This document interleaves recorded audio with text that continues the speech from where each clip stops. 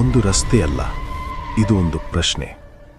ಕಾಡಿನ ನಡುವೆ ಮೌನದ ಅಂಚಿನಲ್ಲಿ ನಿಂತಿರುವ ಈ ಜಂಕ್ಷನ್ಗೆ ಒಂದು ಹೆಸರಿದೆ: ಜುಗಾರಿ ಕ್ರಾಸ್. ಸಹ್ಯಾದ್ರಿಯ ಹಸಿರು ಹೊದಿಕೆಯ ಹಿಂದೆ ಅಡಗಿರುವುದು ಕೇವಲ ನೈಸರ್ಗಿಕ ಸೌಂದರ್ಯವಲ್ಲ, ಇಲ್ಲಿ ಪ್ರತಿ ತಿರುವಿನಲ್ಲೂ ಅಪಾಯ ಮೌನವಾಗಿ ಕಾದು ಕುಳಿತಿದೆ.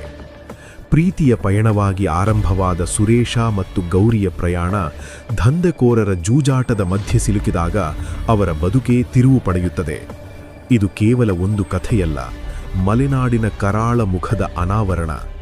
ಕಾಡಿನ ಒಳಗಿರುವ ಪ್ರತಿಯೊಂದು ದಾರಿ, ಪ್ರತಿಯೊಂದು ಮರ ಒಂದು ರಹಸ್ಯವನ್ನು ಹೊತ್ತು ನಿಂತಂತೆ ಭಾಸವಾಗುತ್ತದೆ. ಪಶ್ಚಿಮ ಘಟ್ಟಗಳ ಮಂಜು ಮುಸುಕಿದ ದಾರಿಗಳ ನಡುವೆ ಹಕ್ಕಿಗಳ ಚಿಲಿಪಿಲಿ ಕೇಳಿಸುತ್ತಿದ್ದರೂ ಆ ನಿಶ್ಶಬ್ದದೊಳಗೆ ಮಾನವನ ದುರಾಸೆಯ ಪ್ರತಿಧ್ವನಿ ಗಟ್ಟಿಯಾಗಿ ಕೇಳುತ್ತದೆ. ಸುರೇಶ್ ಒಂದು ರಸ್ತೆಯಲ್ಲ, ಇದು ಒಂದು ಪ್ರಶ್ನೆ.